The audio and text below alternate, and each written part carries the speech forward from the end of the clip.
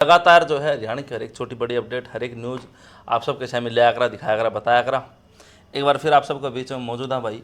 और फिलहाल जो है मेरे साथ जो शख्सियत मौजूद है, प्रद्युमन जोशीला जिनका नाम है। और कैस कहाँ की हरियाणा की जो राजनीति है उनके अंदर आप इनने जो है चाणक्य मांस को बहुत ज़बरदस्त पकड़ है। हर एक चीज़ डेट एंड फैक्ट जो है आज आप ही बातचीत करांगे पूरी राजनीति के ऊपर। तो प्रद्युमन जी पहले तो राम राम। राम राम सभी दर्शकों को नमस्कार। राम तो राम। हमारी फिलहाल की हालचोट की सरकार है भाजपा की हरियाणा के अंदर, तो बार बार ये ढिंढोरा पीटा जा है, बीजेपी कार्यकर्ता लगा लो, बीजेपी के नेता लगा लो, भाई निष्पक्षता, पारदर्शिता, नौकरियां में जो है ना मतलब एक साफ सुथरा काम, हर गरीब व्यक्ति नौकरी, तो वो करता इलाका अपने मतलब धरातल पर वो चीज़ है या आज भी जो पुरानी पार्टियां का तरीका जब भ्रष्टाचार था उस तरह आज भी भ्रष्टाचार चल रहा है? देखो, बीजेपी जिन बातों का प्रचार कर रही है कुछ हद तक वो ठीक भी है और कुछ हद तक उसमें मोटी कमी ये है कि हरियाणा में बेरोजगारी लगातार बढ़ रही है, उस पर सरकार कोई ध्यान नहीं दे रही। ठीक ये है कि बहुत से ऐसे बच्चे लगे हैं, इसमें कोई दो राय नहीं है, जिनकी कई कई पीढ़ियों में कोई नौकरी नहीं थी, लेकिन उसका दूसरा रूप अगर देखें तो वो लगे क्या है। सियोरिटी कोई चपड़ासी लग गया, कोई कलरक लग गया, उनसे ऊपर तो कोई जी इक्का दुक्का लगे। जी जो मेन जो ए और बी की जो नौकरियां हैं वो कितने का आम लोग लगे हैं, कितने का हरियाणा वासी लगे हैं, ये एक बहुत बड़ी बात है। दूसरी बड़ी बात, ये तो विपक्ष हरियाणा में कमज़ोर है जो बोल नहीं पा रहा, वरना आप ये देखिए कि बीजेपी ने एक थ्योरी बना ली। शुरू के 3, साढ़े 3, 4 साल तो कुछ नहीं कर रहे, आखिर के चुनाव से कुछ दिन पहले लिस्ट आउट कर देते हैं, 20,000 की, 25,000 की, 15,000 की, ढिंढोरा पीटते हैं और चुनाव जीत जाते हैं। यही बात है जी। ठीक है। विपक्ष बोल नहीं रहा, भाई पूरे हरियाणा में लाखों लोग बेरोजगार हैं और वहाँ आप कुछ एक गिनती की नौकरियाँ देंगे तो कैसे काम चलेगा। कितने, कौन सी बड़ी इंडस्ट्री आ गई हरियाणा में प्राइवेट की अगर बात जी सरकारी में कितने नौकरी लगा दी है, कितने परसेंट लगाए, ये भी तो सरकार को एक आंकड़ा देना चाहिए। हरियाणा में इतने परसेंट जनसंख्या है, इतनी जनसंख्या, इसमें इतने परसेंट लोग बेरोजगार हैं और उन बेरोजगारों में से इतने परसेंट को हमने नौकरी दे दी, कोई आंकड़ा कोई नहीं दे रहा। जी। तो इसमें दोनों बातें हैं। लेकिन ओबीसी समाज अगर देखा जाए तो ओबीसी समाज पिछड़ा वर्ग जो है वो पलड़ा भारी है भाजपा की तरफ। वो के कारण है कि मतलब मुख्यमंत्री नायब सिंह सैनी जी ने भी ओबीसी समाज का मतलब कि एक पर्टिकुलर तरीके से धन्यवाद करे, भाई ओबीसी समाज का धन्यवाद। क्या वहाँ पर दलित समाज के वोट नहीं आए बीजेपी को या जनरल सवर्ण जाति के वोट नहीं आए? देखो, वोट आते हैं सारी पार्टियों को 36 बिरादरी के, किसी के कम आ जाते हैं, किसी के ज़्यादा आ जाते हैं, ठीक है। लेकिन राजनीति में होता ये है कि जो कास्ट एक तरफा हो या जिस कास्ट का बहुत बड़े स्तर पर वोट पड़ रहा हो तो उसको ये मानते हैं भाई ये तो बीजेपी के साथ है या ये कांग्रेस के साथ है। जी। अब जैसे क्या सारे जाट ने कांग्रेस के वोट गेड़े ना। अगर जो सारे जाट कांग्रेस के वोट गेड़ते तो हरियाणा में 2 सबसे बड़ी जाट डोमिनेटेड सीटें, एक बाडड़ा जी। वहाँ बीजेपी जीती, एक उचाना वहाँ बीजेपी जीती, दोनों जगह जीती ना, बिल्कुल। ठीक है। तो फिर जाटों में वोट कहाँ गए? वोट तो सारे दे रहे हैं, लेकिन बात यह है भाई मेजोरिटी कहाँ है। अब ओबीसी का जहाँ तक है, ओबीसी को पहली बात तो ये कि उन हरियाणा में भले ही मुख्यमंत्री पूरे हरियाणा का हो, जी। लेकिन वो जिस जाति से आता है या जिस समाज से आता है उस समाज के लोग जो है अपने आप को औरों से थोड़ा सुपीरियर जरूर समझते हैं, बिल्कुल। इसमें कोई दो राय नहीं है। तो जब ओबीसी समाज का मुख्यमंत्री बने हैं तो निश्चित रूप से उनमें एक नई ऊर्जा तो आई है। आपको एक बड़ी ताज्जुब की बात बताता हूँ मैं, नायब सैनी जब तक मुख्यमंत्री नहीं बने थे ना, बड़ी गौर करने वाली बात, आप ये देखो कि उस दिन से पहले बीजेपी के कार्यालयों में कितने सैनी समाज के लोग आते थे, ठीक है, कितने ओबीसी के आते थे जी। और जब वो मुख्यमंत्री बने उसके बाद कितने का आने लगी, आपको अंदाज़ा लग जाएगा दिन रात का। ये तो मैंने खुद ने देखा है, जब हिसार में और मुख्यमंत्री बनना छोड़ा, अब जब प्रदेश अध्यक्ष नायब सिंह सैनी बने और पहली बार जब हिसार आए प्रदेश अध्यक्ष बनने के बाद, तो वहाँ सैनी समाज के ऐसे ऐसे चेहरे मैंने खुद ने देखे जो उससे पहले कभी बीजेपी के किसी कार्यक्रम में नहीं आए, पूरी जिंदगी में नहीं आए। वो केवल इसलिए कि उनके समाज का एक चेहरा बीजेपी ने आगे किया, और ये नेचुरल बात है। अब आप एक छोटी बात बताओ, कोई भी कास्ट है, जी। मनोहर लाल खट्टर जी खट्टर गोत लगाते हैं। मुख्यमंत्री बनने से पहले आपने कितनी दुकानों पर कितनी जगह खट्टर लिखा देखा? कम था, बहुत कम था। और बनने के बाद कितनी जगह देखा? जो थे वो लगाया करते। मैं आपको बताता हूँ, एक रामनिवास घोडेला है, वो जब तक बरवाड़ा से विधायक नहीं बने थे ना, उससे पहले किसी को ये पता होगा भाई घोडेला भी कोई गोत है, बहुत कम, रेयर। जो प्रजापति समाज में है उनको तो पता होगा। उसके बाद जैसे ही वो विधायक बने तो जगह जगह घोडेला फलाना, घोडेला, मतलब हर जगह दुकान वाले ने भी अपने नाम हाँ भाई, हाँ वो घोडेला, हाँ ठीक है। तो वो नेचुरल बात है। भूपेंद्र सिंह हुड्डा बनया तो कितनी की जगहों पर हुड्डा लिखा मिले आपको। आपको एक बहुत ताज्जुब की बात बताता हूँ जो मैंने खुद ने देखी है। ओम प्रकाश चौटाला अपने नाम के आगे ओम प्रकाश चौटाला लगाते हैं जी। उनका गोत है सियाग, कभी नहीं चौटाला लगाते गाँव ना। सिसाई गांव में एक सरकारी स्कूल में उनका एक पत्थर लगा हुआ है, उसमें बाकायदा ओम प्रकाश सियाग लिख रखे हैं, केवल इसलिए कि उस गांव में सियाग है। सियाग मेजोरिटी है। ठीक है, तो ये तो नेचुरल बात है भाई, जो जिस कास्ट का हो गया उसके बाद लोग अपना आप टोले हैं। मैं आपको इस विधानसभा चुनाव की बताता हूँ एक बड़ी गजब बात, लोगों का दिमाग यहाँ तक है। एक प्रत्याशी चुनाव लड़ रहे कांग्रेस की टिकट पर, तो मैं कहीं किसी गांव में जा रहा, मैंने ये पूछा भाई यहाँ कौन जीतेगा, उसने बताया उस कांग्रेस वाले प्रत्याशी का नाम लिया जी, बोला फलाना जीतेगा। माँ बाओ कौन हो, वो बोला जी वो मेरा जीजा है वो आदमी। तो माँ भाई कौन सा गांव का हो, उसका जो सही गांव मैं जानूँ था, उसने उसका गांव का ही पता था मैंने, उसका जो सही गांव हो उसका नाम लिया नहीं, उसने कोरे ले दिया, बेरा ही नहीं था उसने बेचारे ने, दिक्कतें बना रहा था तो उसने ले दिया कोई नाम। माँ भले मानस वो गांव नहीं है उसका, तो माँ फलाना गांव है। तो जब चाल दी दिखे ना, अच्छा वो क्यों कह रहा था, सब नहीं दिखता कांग्रेस का राजा होगा, ये MLA बनेगा, मंत्री भी बन सके, हाँ भाई रिश्तेदारी काट लो, पला रिश्तेदारी काट दो। ठीक है, ये चीज़ तो हर आदमी मतलब समझदार हो रहा है इतना कि जो चौधर में आ जाता है ना उसके बाद लोग अपना आप लग लेते हैं। रिश्तेदारी काट ला जाएगा। भारत में तो आज ये हालात है। आप एक बात बताओ, मान लो कोई खिलाड़ी है या कोई भी नेता है, कोई भी कुछ भी है, कोई भी सेलिब्रिटी टाइप का, वो कोई एक जाति का थोड़ी है, ठीक बात है। लेकिन वो जैसे ही को मेडल लिया अगले दिन सारे लिख दें भाई ये इस जाति का आ गया। UPSC का रिजल्ट आता है भाई, उसमें कहीं कोई यूं थोड़ी ये देख के सिलेक्शन हो भाई ये जाट है या ये चमार है या ये ब्राह्मण है या ये वाल्मीकि है, वो तो जो नंबर ले आएगा वो उसका सिलेक्शन होगा। उसके बाद देखिए ना आपने सोशल मीडिया पर अगले दिन ये आओगे भाई इतने जाटों का सिलेक्शन हो गया UPSC, इतने ब्राह्मणों को बहुत बहुत बधाई। बताओ क्या तू, अब हालात ये बना दी समाज में। सुन लो मैं अपना बताऊं, अरुण साहब, KYC एक संस्था है, उनका प्रोग्राम था पीछे भिवानी के अंदर, तो वहाँ पर आमंत्रित कलाकार थे अपने अमित सैनी जी, अजय हुड्डा था, सोनिका सिंह और एक थी राकेश सोराण, कलाकार है कोई। तो मेरा पहली बार वास्ता पड़ा और उनको बुलाया गया, उनकी परफॉर्मेंस मैंने देखी, काफ़ी बढ़िया गायकार हैं वो।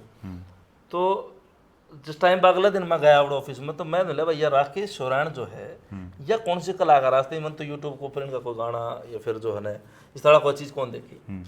तो मन बोला पंडित जी ये जट्टा ही कलाकार है। अच्छा, तो मैं यार मैं कलाकार भी बिरादरी पे थोड़ी होगी, मतलब सबका है भाई, दादा लक्ष्मी चंद है वो हरी बिरादरी पे दादा का है, जाटमेर सिंह है वो सब मानने हैं।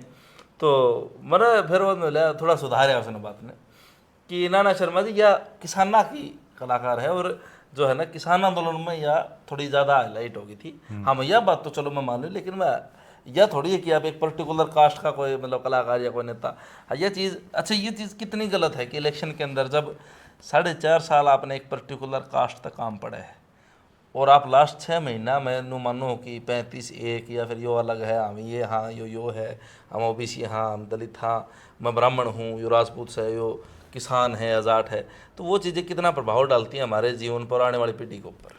देखो प्रभाव बड़ा भयंकर डाल रही हैं।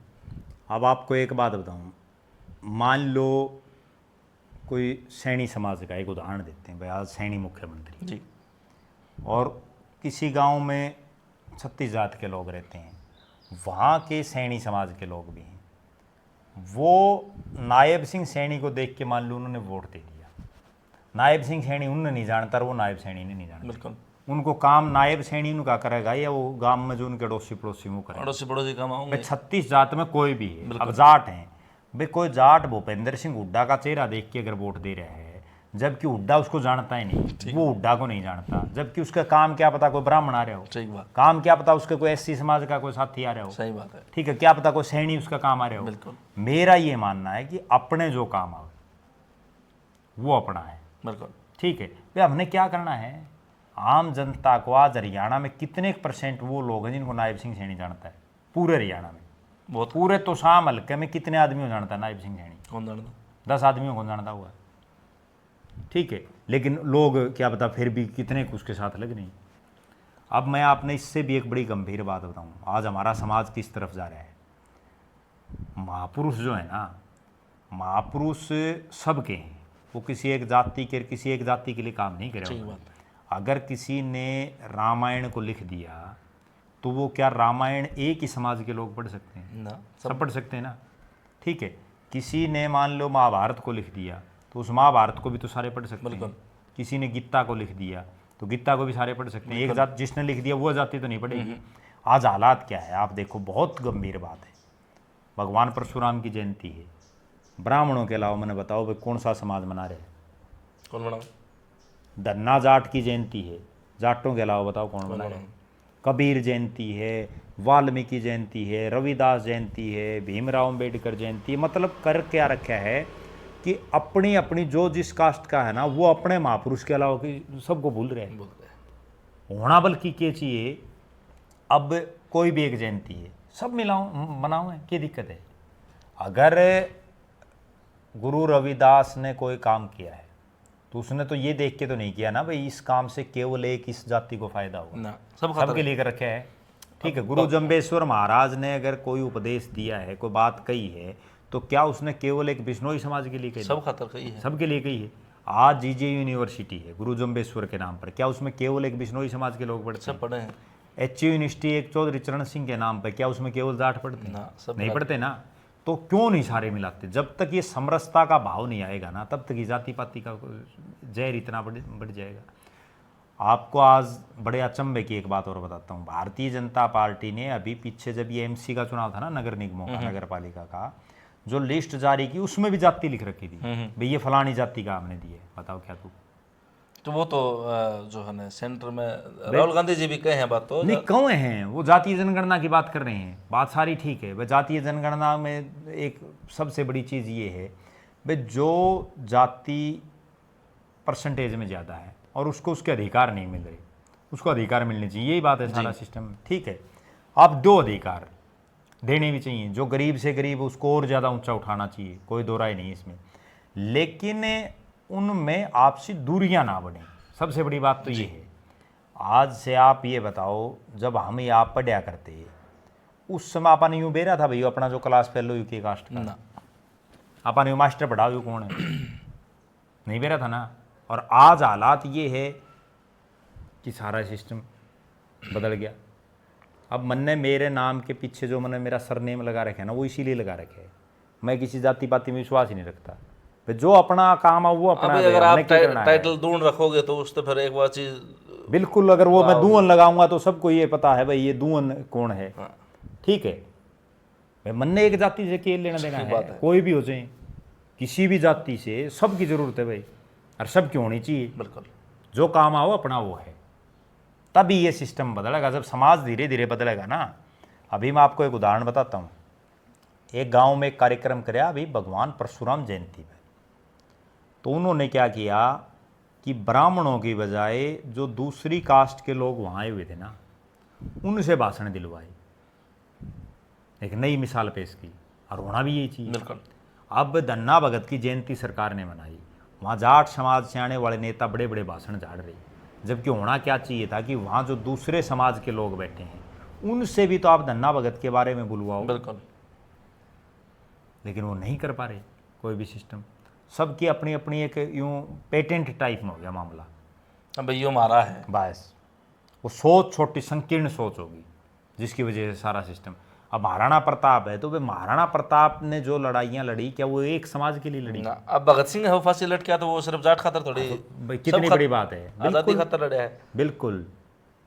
अब दूसरे जो देश है ना, उनमें ये हालात है कि अब डोनाल्ड ट्रंप है, अब उसकी बताओ भाई कौन सी जाति है, कितने के लोग ने बेरा है, और अपने को बन जाओ उसका शांत पहले काट लिया भाई यू इस जाति का है। तो ये है अंतर। मैं आपने बताऊं जी, राजस्थान के जो सीएम साहब हैं भजन लाल शर्मा जी, तो वो खंडेलवाल ब्राह्मण है, पारिक ब्राह्मण है, वो सॉरी पारिक ब्राह्मण है। तो हमारा एक पड़ोसी गांव है और उसके सरपंच साहब ब्राह्मण है, लाल शर्मा जी बन रहे हैं, और वो भी पारिक है। तो वह टीवी देखते देखते नींद आ गई, इतना घोषणा हो गई भाई भजन लाल शर्मा जी सीएम घोषित हो गए। वो उठा, उसने बेरा पटा भाई पंडित जी बना दिया। वो दुकान में गया भाई, जाके मिठाई की दुकान में भाई 5 किलो पेड़े खरीदे। तो दुकानदार सीधी बात पूछा भाई पंडित जी आज क्या? नहीं हमारा वो रिश्तेदार है नुन्नू छोरी का, छोरी बैरा आखिर उसकी जो जिठानी सन है वो उसकी भांजी है भजन लाल शर्मा की, और हमारा तो रिश्तेदार सीएम बन गया। तो पूरे गांव में यह भावना फैलेगी भाई पंडित जी का रिश्तेदार था भजन लाल शर्मा, यो भी पारिक वो भी पारिक। मन्ने मेरा बटे में भाई पंडित तेरा के काम होगा भजन लाल शर्मा तेरा मुंह तो कौन जानता ना, तेने महा भीतर बड़े। तो भावना इतनी मन में होगी भाई नेता है वो हमारा है ही। फिर बताओ किरण चौधरी वह मतलब सिर्फ एक ले जाटा ही काम थोड़ी करेगी, या जयप्रकाश दलाल वो एक ले जाटा ही काम थोड़ी करेगा। धर्मवीर के तो जबकि आप अगर निगाह मारोगे तो जो पुराने कार्यकर्ता हैं वह माइनॉरिटी के लोग हैं, मेजोरिटी तो बात करा भी किसान तो बंसीलाल जी की तरफ थे, और जो है ना नॉन जाट कार्यकर्ता रहे हैं चौधरी धर्मवीर सिंह के, तो उसने तो कदे बात कौन कही भाई मैं जाट जाट रखवा, कोई बात कौन नहीं। तो ये चीज़ें तो समाज में गलत हैं, ऐसी भावना नहीं होनी चाहिए। पता नहीं हमारा देश किस जा रहा है। बिल्कुल। प्री सीमेंट आपने क्यों लगा है कि मतलब प्रश्नवाचक चिन्ह क्यों लगाना? तो ये बात आना रही है कि अब स्टार्टिंग हो जाएगी 2026 में नहीं, प्रश्नवाचक कोई नहीं है, बात ये है ना कि होगा परिसीमन, तो इसमें कोई दो राय नहीं है। लेकिन हल्की किस दिशा? हाँ, लेकिन वो किस ढंग से बनेंगे, क्या होगा, वो तो अभी नहीं कह सकते ना। अभी तो सिर्फ एक जो अंदाजे लग रहे हैं भाई ये ऐसे होगा वैसे होगा, वो तो जब आयोग बैठेगा उसके बाद सारा सिस्टम होगा। तो जरूरत भी आज मैं तो ये मानूँ परिसीमन होना भी चाहिए। जरूरत तो इसलिए है ना, आप जैसे हरियाणा में एक बादशाहपुर सीट है, 4 लाख के आसपास वोट हैं, बताओ विधानसभा में, ठीक है। कई सीटें ऐसी हैं जहाँ 1,60,000 70,000 हैं, किसी में 3 लाख भी हैं। तो एक बैलेंस बनाना बहुत ज़रूरी है ना। पॉपुलेशन लगातार बढ़ रही है, लोग शहरों में बढ़ रहे हैं, शहरों में जनसंख्या बढ़नी शुरू होगी, गांव से लोग लिकड़ करके शहरों में आने लग रहे हैं, ठीक है। और जब परिसीमन होगा तो शहरी सीटें बढ़ेंगी, इसमें भी कोई दो राय नहीं है। आज गामा में आप ये देखो कितने घर खाली होगी। बिल्कुल। अब भिवानी ग्रामीण और भिवानी शहरी मिलाओ तो बहुत ज़्यादा जनसंख्या हो जाए, बिल्कुल, तो वो 2 विधानसभा बन सके होंगे। बिल्कुल बिल्कुल बिल्कुल।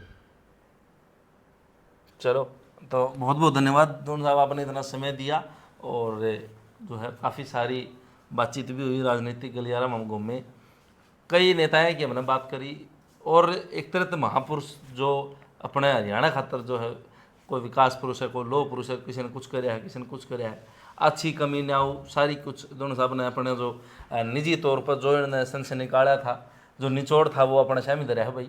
और अपनी क्या राय है, आप उस बारे में कितना ताल्लुकात रखो उस चीज़ से, वो सारी चीज़ आपने कमेंट बॉक्स में बतानी है, वीडियो शेयर करनी है, और चैनल सब्सक्राइब कर लियो भाई। तब तक के लिए सारे दर्शकों से अच्छे तैयार भाड़े में अपने राम राम जी। राम राम।